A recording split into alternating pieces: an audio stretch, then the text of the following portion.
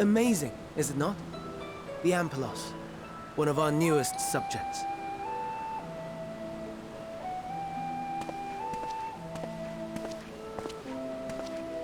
So, how are we coming along?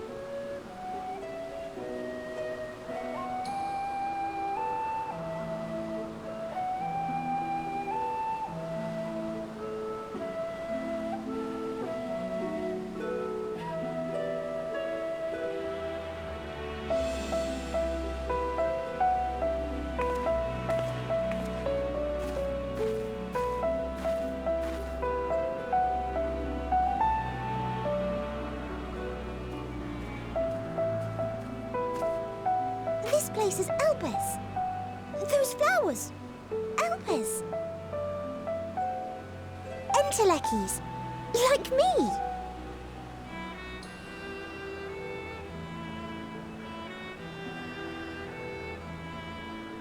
They are a product of Elpis, and so named for their birthplace. A happy accident, born of the hands of a former researcher who loved beautiful blossoms. Unique for how they change color, to reflect the emotional state of those nearby. Though be it here or elsewhere, they are seldom seen in any hue save purest white. Reflect the emotional state, you say? By what means do they achieve this? In creation, there exists an energy wholly apart from ether, one driven by emotions. In like manner to how we manipulate ether, this flower is subject to the influence of said energy.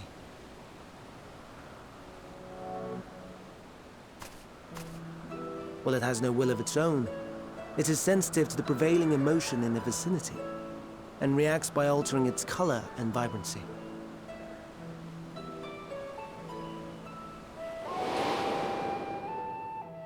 Akasha?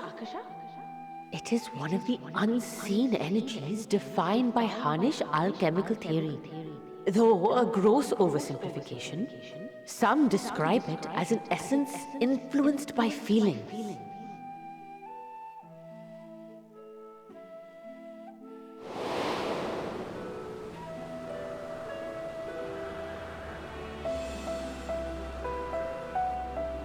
Akasha. Though I'm not familiar with the term, your description suggests it is the self-same energy. Dynamis, we call it. And those entities like the Elpis flower that have the ability to interact with this energy, converting emotions into tangible phenomena, are Entelekis. That's me!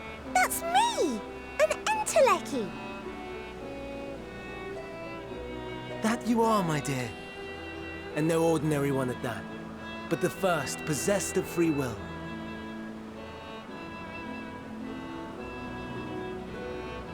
Wait. A form of energy other than ether? Dynamis? I've never heard of such a thing. Hardly surprising. Dynamis cannot be seen, much less felt. And though its existence has long been theorized, we had no proof until the flower's serendipitous creation. What's more, Dynamis is far weaker than ether. Under normal circumstances, its effects are drowned out by the latter. On account of which, beings comprised of and reliant upon the ether, like you and I, are unable to make practical use of Dynamis. 'Tis a truly esoteric thing, known to but a select few scholars. Intriguing. Then, given the limitations you described, why create Meteon?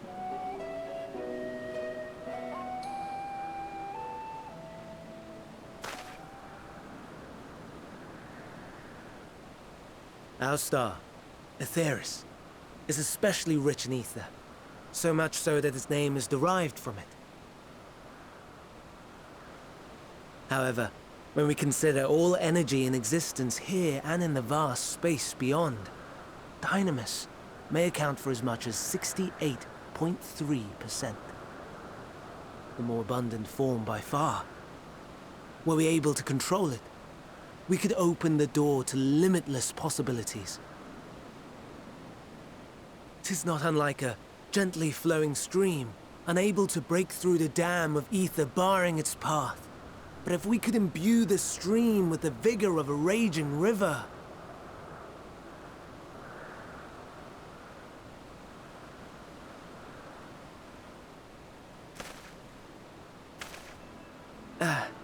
Not that I have such grand ambitions. Nay, I merely wish to create a being that could traverse the great expanse.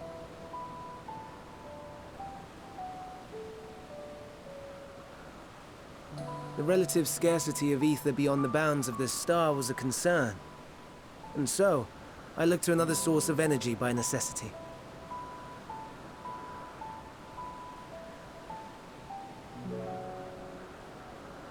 That being Dynamis. No wonder her ether is so thin. Precisely. Yours is thin too. Like an entelechy. Like me. So... are we the same? Entelecchies.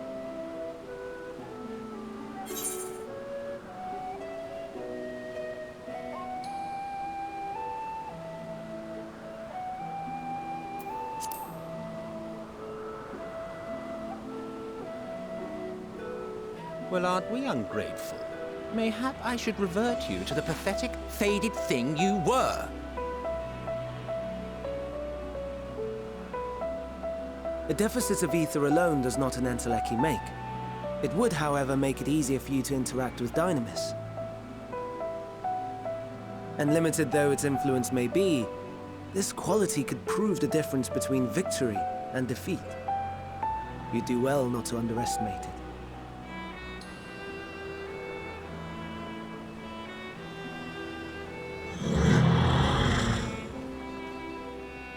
Oh dear. I'd forgotten about the poor fellow. You must excuse me a moment while I go and verify a few more things.